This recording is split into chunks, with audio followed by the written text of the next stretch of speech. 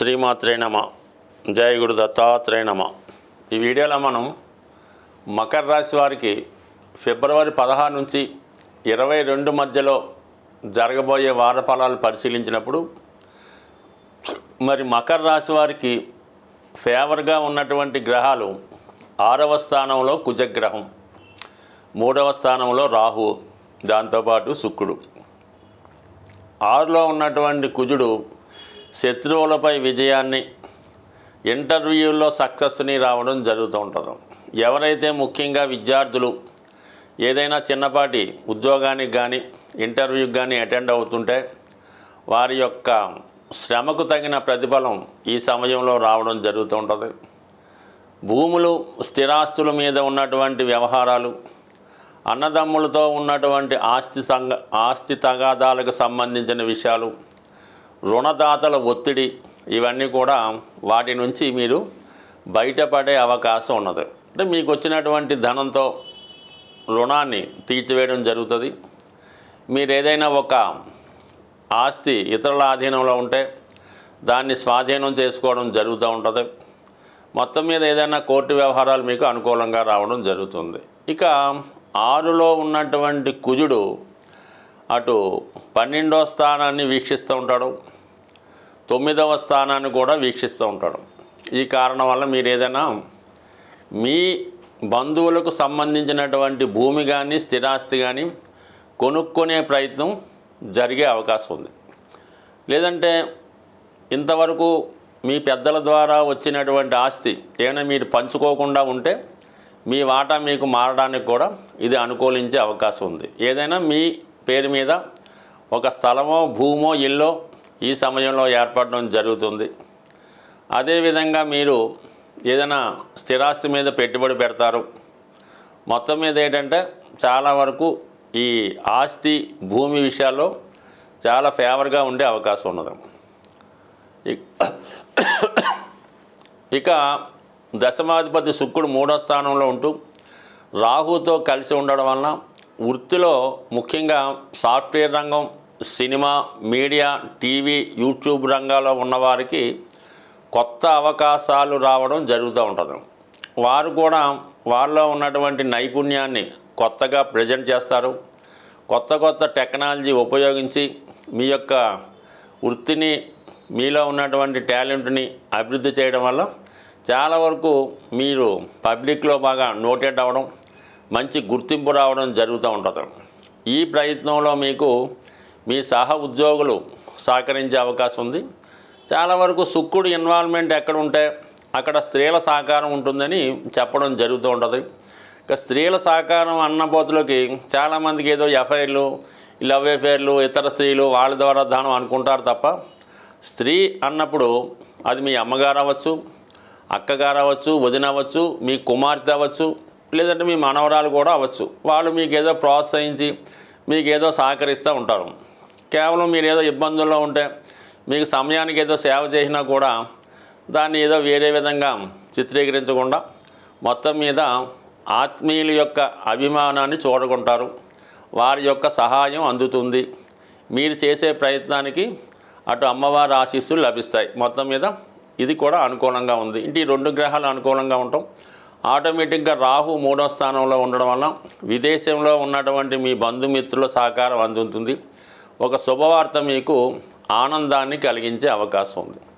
ఇక భాగ్యంలో ఉన్నటువంటి కేతువు దైవ చింతన, భక్తి పెరుగుతుంది. గొప్ప ఆధ్యాత్మికవేత్తలు కానీ బాగా అనుభవం కలిగినటువంటి గురువులు కానీ మీకు తారసపడతారు. అంటే మీరు వాళ్ళని సంప్రదించి వారి యొక్క ఆశీస్సులతో వారు చూపిన మార్గంలో నడటం వల్ల ప్రస్తుతం మీకున్నటువంటి సమస్యల నుంచి చాలా వరకు బయటపడతారు.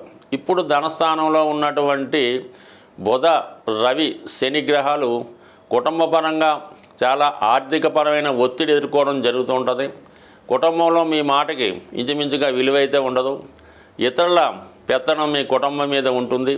అటు ఆర్థిక పరంగాను ఆరోగ్యపరంగా కూడా చాలా సమస్యలు మీ కుటుంబ సభ్యులు ఎదుర్కోవడం జరుగుతూ ఉంటుంది. కాబట్టి ఏదైనా సహనంతో, ఓర్పుతో కొంతకాలం ఇంచుమించుగా మార్చి నెలాఖరు వరకు ఓర్పుగా ఉంటే చాలా కాలంగా ఎదుర్కొన్నటువంటి అనేక సమస్యల నుంచి అతి తొందరలో మీరు బయటపడడం జరుగుతుంది.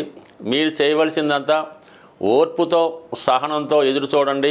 సమస్యలు వాటికవే పరిష్కారం అవడం జరుగుతుంది. సాధారణంగా గ్రహస్థితి మనకి అనుకూలించినప్పుడు, గ్రహాల స్థితి బాగులేకుండా ఇబ్బందులు పడుతున్నప్పుడు ఏ ఒక్క గ్రహం గురించో మనకి ఈ ఇబ్బందులు వస్తున్నాయి అనుకోకుండా సుమారుగా అన్ని గ్రహాల ప్రభావం నుంచి బయటపడడానికి సాధారణంగా కొన్ని మంచి కార్యక్రమాలు చేయడానికి మన పెద్దవాళ్ళు నిర్ణయించడం జరుగుతూ ఉంటుంది అన్నమాట. కామన్గా ఏమవుతారంటే ఇది ఏలినాటి శని జరుగుతుంది, కేవలం ఆ శివాలయంలో నవగ్రహాల దగ్గరికి వెళ్ళడం, ఆ శని భగవానుడి ఏదో కొద్దిగా అభిషేకం ఏదో చేసి రావడం జరుగుతుంటుంది. ఎప్పుడన్నా సరే మీరు 9 గ్రహాలని సమానంగా పూజించి పర్టికులర్గా ఒక గ్రహం ఇబ్బంది అంటే పెళ్ళి అవ్వడం లేదు కుజ భగవానుడు, ఉద్యోగం రావట్లేదు శని భగవానుడు, ఆరోగ్యం సరిగ్గా లేదు సూర్య భగవానుడు, ఈ విధంగా గ్రహాలకి మీరు విధి విధానంగా పూజ చేస్తూ మిగతా 9 గ్రహాలకు కూడా తగు విధంగా ఉపచారాలు చేసినప్పుడు మాత్రమే ఆ గ్రహ ఫలితం రావడం జరుగుతుంది. ఏ ఒక్క గ్రహాన్ని నెగ్లెక్ట్ చేసినా కూడా మిగతా గ్రహాల ప్రభావం ఖచ్చితంగా మీ మీద పడుతుంది. కాబట్టి వీటన్నిటికీ బదులుగా ప్రతీ నెల కొన్ని పండగలు లాంటివి రావడం జరుగుతూ ఉంటుంది. అందులో మాస శివరాత్రి, ఏకాదశి, సంకష్ట చతుర్థి మొదలగునవి వస్తుంటాయి.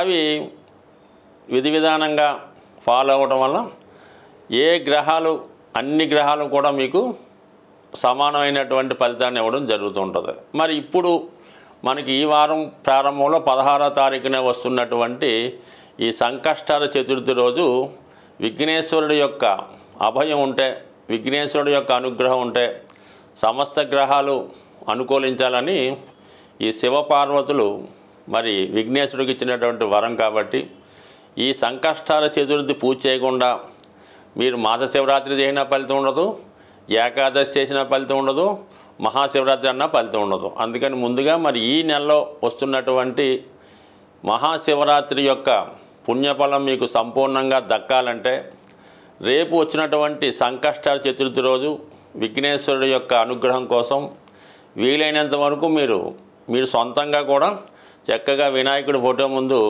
గరికతో అర్చన చేసి మీకు వచ్చినటువంటి వినాయకుడు నామాలు చక్కగా చదివి దానికి ఒక బెల్లం ముక్క నైవేద్యంగా పెట్టి పూజ చేసుకోవచ్చు.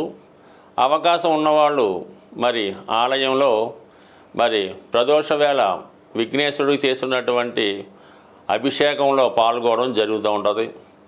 ఎవరైతే సౌభాగ్యం కోసం ప్రయత్నం చేస్తున్నారో, పెళ్లి కోసం ప్రయత్నం చేస్తున్నారో వాళ్ళు మరి స్వామివారికి గంధం నీళ్ళతో కానీ పశువు నీళ్ళతో కానీ అభిషేకం చేయడం వల్ల, మరి ధనం కోసం ప్రయత్నం చేస్తున్న వారు చెరుకు రసంతో కానీ పాలతో కానీ తేనెతో కానీ అభిషేకం చేయడం వల్ల, మరి ముఖ్యంగా ఆరోగ్యం కోసం చేస్తున్నవారు ఇప్పుడు వస్తున్నటువంటి నలుపు రంగు ద్రాక్ష పళ్ళు రసంగా చేసి వాటిని అభిషేకంగా చేయడం వల్ల కానీ, ఏదైనా ప్రతి అభిషేకానికి ఒక ప్రత్యేకమైన ఫలితం ఉంటుంది. ఏదైనా ఇందులో భక్తి ఇంపార్టెంటు. చక్కగా మరి సంకష్టాల చతుర్థి రోజు సాయంకాలం పూట అభిషేకంలో పాల్గొని చక్కగా స్వామివారిని ఆశీర్వచనాలు పొంది ఇంచుమించుగా రోజంతా కూడా చాలా నియమంగా ఉండడం వల్ల మరి యొక్క ఆయన అనుగ్రహం ఖచ్చితంగా పొందుతారు. దీని తర్వాత వచ్చే మహాశివరాత్రి రోజు మీరు ఏదైనా ఒక టెంపుల్లో ఎక్కడన్నా సరే ఒక శివలింగాన్ని దర్శించుకొని ఆ స్వామికి విధి విధానంగా అభిషేకం చేసుకోవడం వల్ల, దర్శనం మాత్రం చేత కేవలం చిన్న నామంతో సంతృప్తి చెందినటువంటి గొప్ప దైవం మరి రెండు కూడా ఈ నెలలో మీకు ఈ గ్రహ దోషాల నుంచి బయటపడడానికి ఉపయోగపడుతున్నాయి. కాబట్టి చేసుకున్న వాళ్ళకి చేసుకున్నంత ఏదైనా భక్తి శ్రద్ధ ఇంపార్టెంటు. బట్ ఏదైనా చక్కగా దైవానుగ్రహం పొందాలంటే ఈ మాఘమాసం మించింది లేదు, అందులో మహాశివరాత్రి మించింది లేదు. అందుకే జన్మానికి ఒక శివరాత్రి అంటే ఏంటి అర్థం? మన జన్మలో ఒక్క శివరాత్రిలో చక్కగా ఒక శివరాత్రి రోజు నియమంగా ఉంటూ ఆ పరమేశ్వరుని దర్శించుకోవడం వల్ల చక్కని ఫలితం పొందడం జరుగుతుంది. స్వస్తి.